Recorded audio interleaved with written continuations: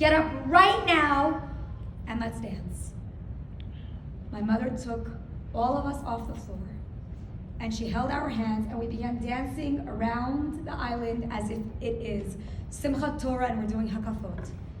If somebody was outside and was peering in through the window, they would say, oh, they're celebrating a Simcha. We were celebrating that my mom's result came back malignant and that it was non-Hodgkin's lymphoma. But now let me tell you what that did for every single one of us. Fast forward a couple of weeks, my mother has her big appointment at Sloan Kettering. B'chazdei Hashem.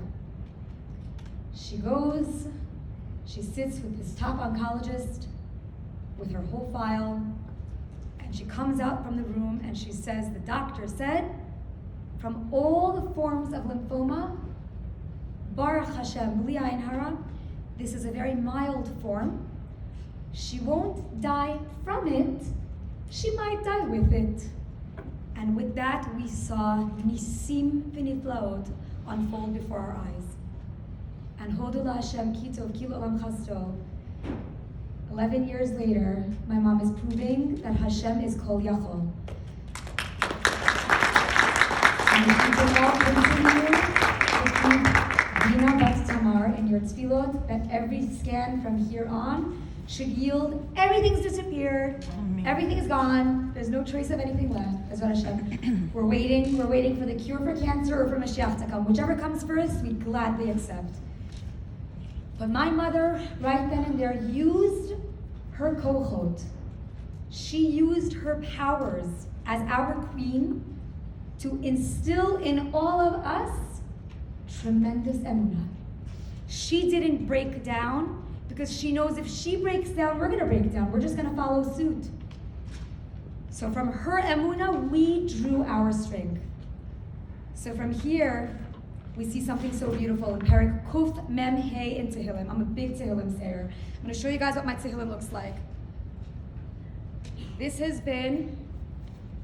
gotten me through all of my 11 miscarriages, through my mother's cancer, through my best friend's death, through Gali's survival of her drowning, through everything.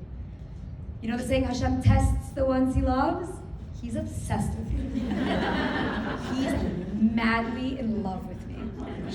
But in Perek Kuf, and I'm telling you, but nevertheless, I'm obsessed with him back, but in a different way. Like, I'm genuinely obsessed with Hashem. I'm obsessive with my Tehillim. I say it round the clock. It is my solace, it's my therapy, it's my everything. I got that from my mama too.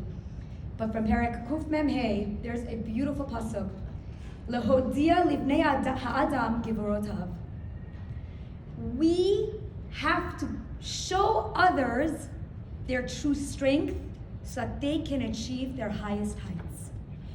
We have to tell people about their strengths and let them take that and say, this is my power, this is where I'm going to serve Hashem the best. So if you leave with nothing else from today, leave with this. If you want to make yourself a queen, don't knock other queens' crowns off their head. Adjust their crown. When you see something beautiful in someone, tell them, I love the way you daven. I wish I had your skills of machnes orchim. I wish I had your patience. The moment you lower yourself to compliment somebody else, you're really elevating yourself in Hashem's eyes. You're giving someone strength to serve Hashem in the best way possible. Every single one of us has times in our lives where we feel worthless, we feel like we failed, we feel like I could have been a better wife, I could have been a better mom, I could have been a better parent, I could have been a better Jew. But we have to remember that for Hashem, our worth is always so great. There's a famous mashal about a speaker who gets up in front of a room and he holds up a $100 bill. And he says, who wants this $100 bill? And he's speaking in front of a group of boys who are struggling to see Hashem. And he says, which one of you want this $100 bill? And all the boys raise their hand. And then he takes the $100 bill and he crumples it up. And then he says, who wants this $100 bill?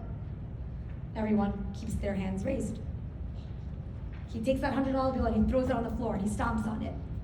Who wants this $100 bill? Every single person raises their arm. Then he takes the dollar bill and he throws it in the mud. And he picks it up and he says, who wants this $100 bill? Everyone still raises their arm. So he says to them, okay guys, I need an explanation. Why do you all still want this $100 bill? So one of the boys says, well, because it's still a $100 bill. It just needs to be straightened and washed and cleaned, and then it maintains its value. So the Rebbe says to the children, that's exactly what it is with every single Yid. No matter how far we've fallen away from Hashem, no matter how distant we feel, no matter how down we feel about ourselves, no matter how much we feel like we're in the mud, we're crumpled, we're worthless. To Hashem, all it needs is a little straightening, a little uncrumpling, a little polishing, and our value remains. So no matter how you feel, Hashem views you, just know that to Hashem, you're a $100 bill polished and perfect. How do we get ourselves to feel better about ourselves? Come closer to Hashem however you can.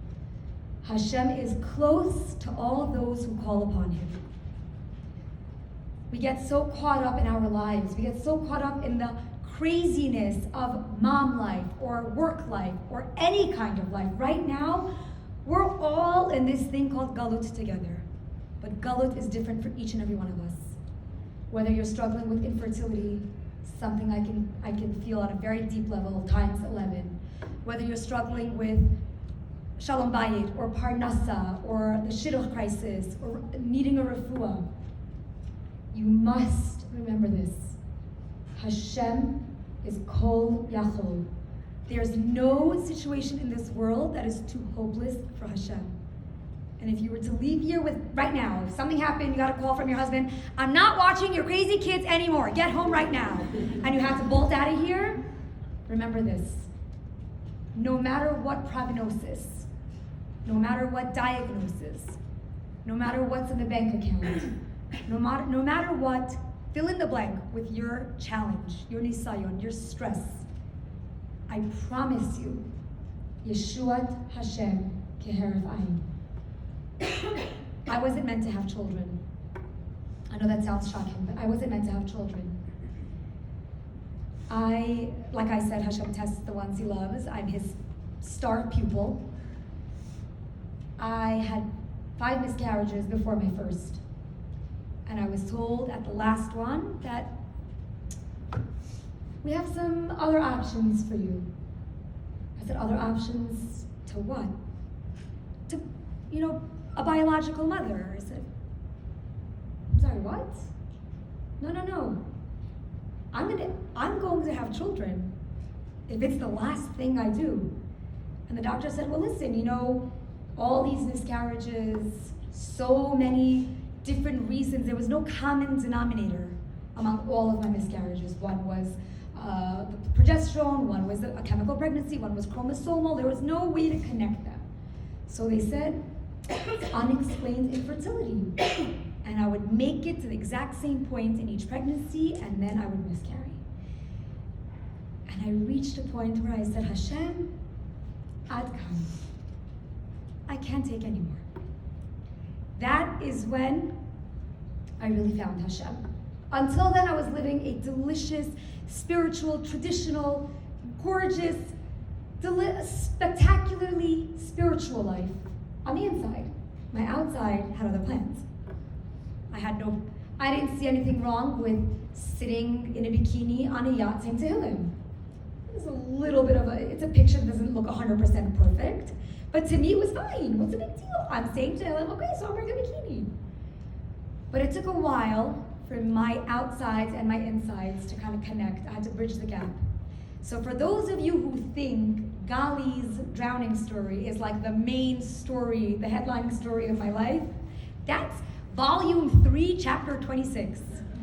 I got 2 volumes of Nisyonot before that.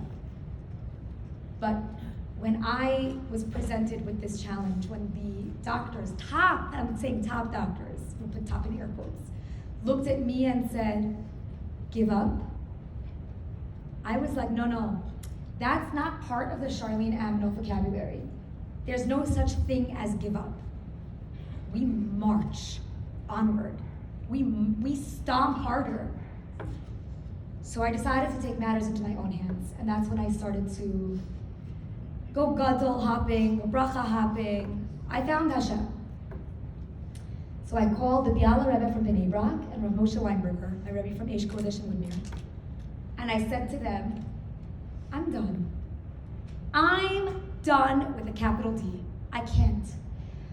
I want to have children. I will have children. But I'm being told by these doctors that it's not in the cards. They both said something very interesting to me. They said, my Hebrew name is Michal. Michal, your neshama is here. Your goof is not there. Why don't you bridge the gap between the outside and the inside and see what happens?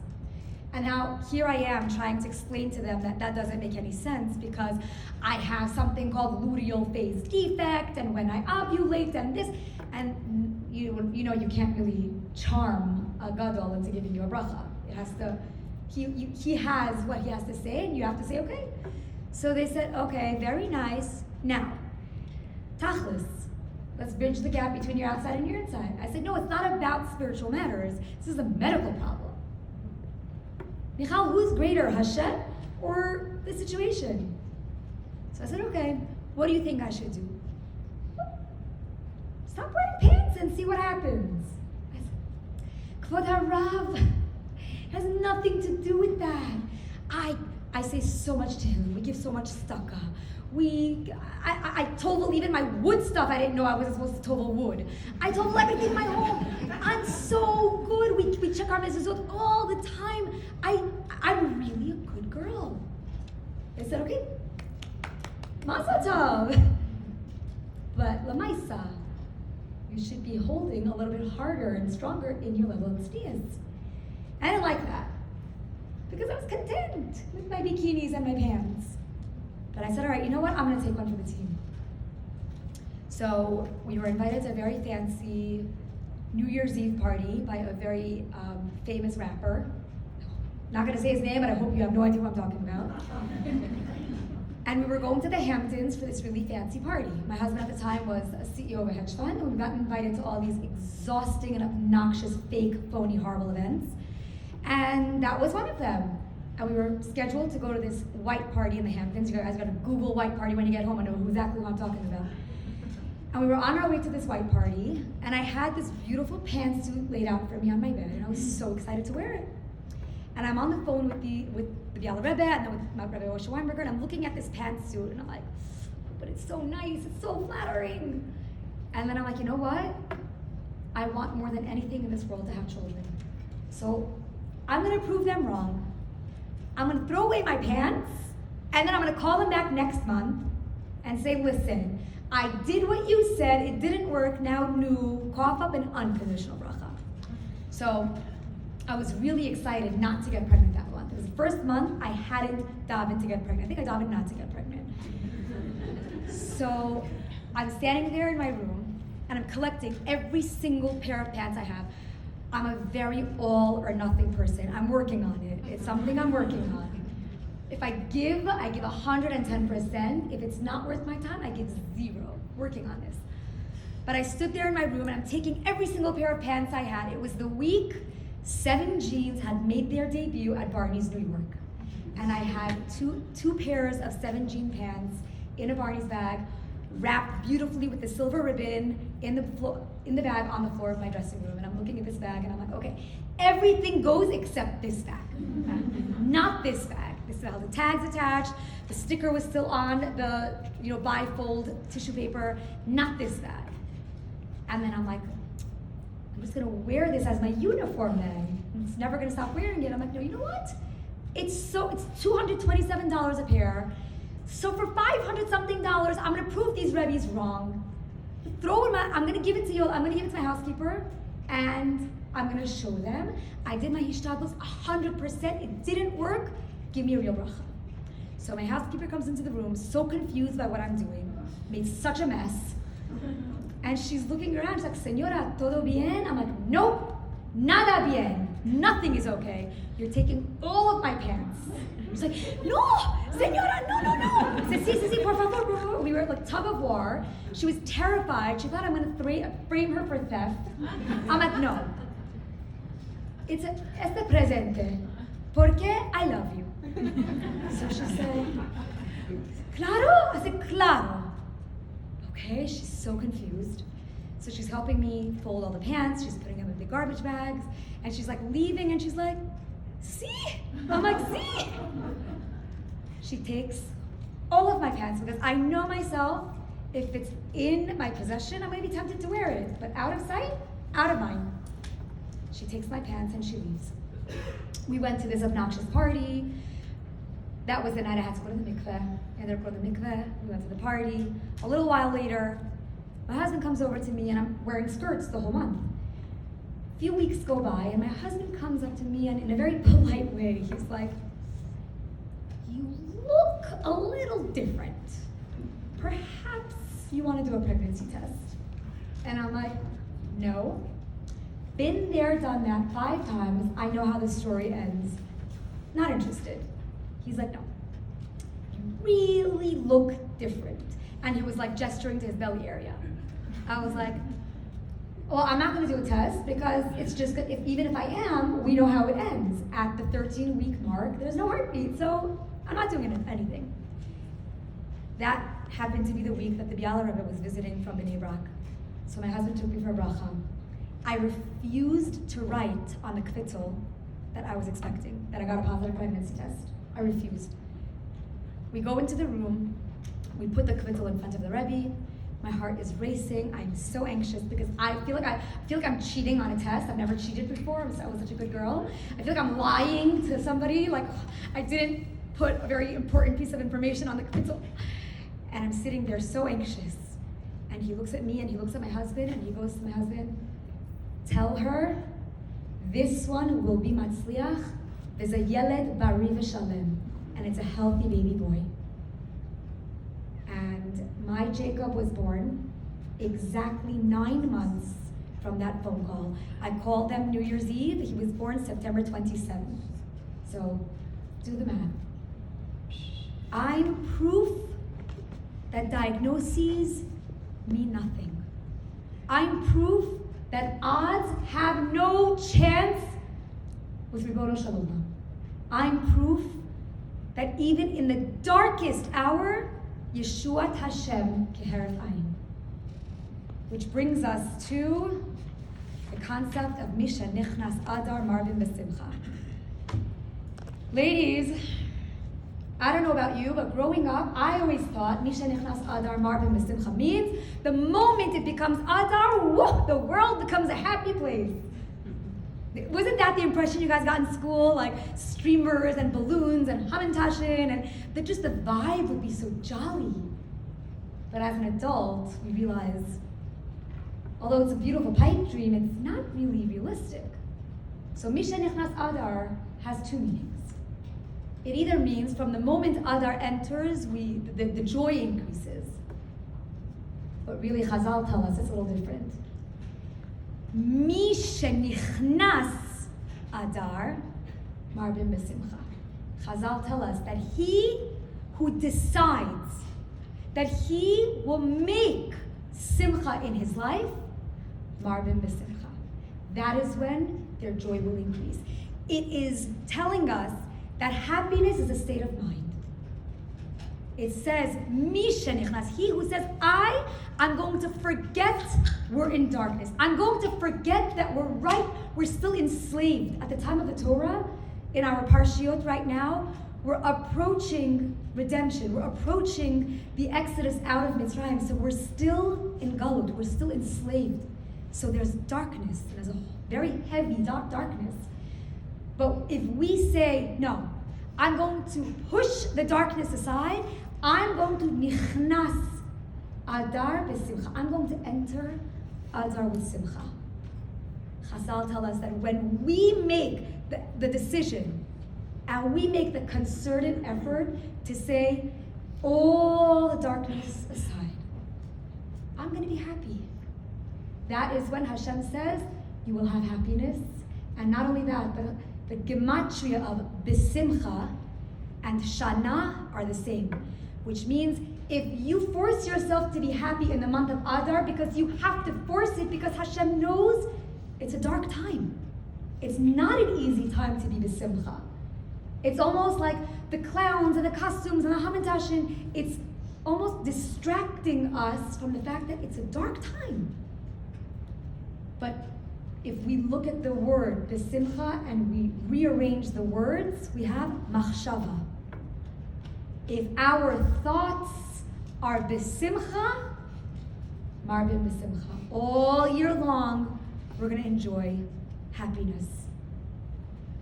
What can every single one of us do from today to bring about more simcha into our own lives? It's very simple. We're going to stop looking at our lives and looking at the cup of our lives as half full or half empty. And we're going to start to appreciate that we have a cup. When we say Hallel, when we daven in Hallel, there's 6 times we say Ana Hashem, and there's 6 times we say Hodu Hashem, and there's 4 times we say Ana Hashem. What does that teach us? It teaches us that we need to be thanking Hashem much more than we ask of Hashem. If we can leave this retreat saying Hashem, instead of me asking, please Hashem, why me? Why do you pick on me, Hashem? What did I do? I'm just trying to be a good person. Why can't my daughter find the shidduch? Why can't I get pregnant? Why is my husband like this? Why is my parnasa like that? No. Think happy thoughts. Hashem, I don't care if my cup is half full or half empty. I have a cup, and I'm going to serve you to the best of my abilities with this cup. When you see someone, compliment them. You're building their strength, and by you building their strength, you are empowered and you rise to a higher level. Instead of kvetching and complaining, don't throw yourself on the floor like I did when we heard my mother's diagnosis. Be my mother. Go into the room and say, stand up and dance. You think this is a challenge for Hashem? Every single person sitting in this room has something in your heart. I promise you. There's something that you're davening for. There's something you wish should have a happy outcome right now. All you need to do from the moment you leave here is say, Hashem, Ein od milvado. It's all you. I understand that we are in this darkness. I understand that it's this Zman right before Yetziat Mitzrayim. We're about to be let go of our slavery. We're about to be redeemed. Hashem, thank you for list 6 things, just as Chazal tell us. List 6 things you are thankful for. Thank you, Hashem, I'm standing on my own 2 feet. Thank you, Hashem, I have a husband. Thank you, Hashem, there's food in my fridge. Thank you, Hashem, my children aren't in wheelchairs or in a hospital. 6 things. Thank you, Hashem, I have a job. Thank you, Hashem, whatever you want. And then, after you've opened the gates leading up to the Kisei HaKavod through your gratitude, then 4 bakashot. Because this is how it's brought down from in Hallel. When we sing Hashem's praise, why do our tefillot get answered easier when we sing our praise? Because we're singing to Hashem, we're praising Him, we're thanking Him, and then we squeeze in a few bakashot. It's almost not like we're chas v'shalom fooling Hashem. We're appealing to Hashem's midah of rachamim by davening first with gratitude. The Midrash Rabbah states that even when Mashiach comes, all the korbanot will be annulled, except for one, except for the korban todah. Hashem loves our gratitude so much that even when we're living in a perfect world, during Geula, Hashem still wants the korban todah from us. That's how much He loves it. And we're told that from all the gates leading up to Shamayim, every single gate has its own separate key that can unlock that lock. The gate of Zivugim, the gate of Parnasa, the gate of Refuah, the gate of Shidduchim. Every single gate has a master lock. And that lock can only be opened with one key. However, there's one gate, that the lock of this gate is a universal lock, and it happens to unlock every single gate. That is the lock, the key of the gate of gratitude. If we get ourselves into the habit of thanking Hashem before we ask Hashem, the same way Queen Esther davened to Hashem before she approached the king, that, Bezrat Hashem, is going to be how we bring out our inner kochot, and with Hashem's help, He allows all of our bakashot to be answered l'tova. It is my bracha to every one of you that you should all be zocheh to having each and every one of your tefillot answered l'tova, beruchniut, begashmiut, be'olam hazeh, and be'olam haba. Thank you so much for having me.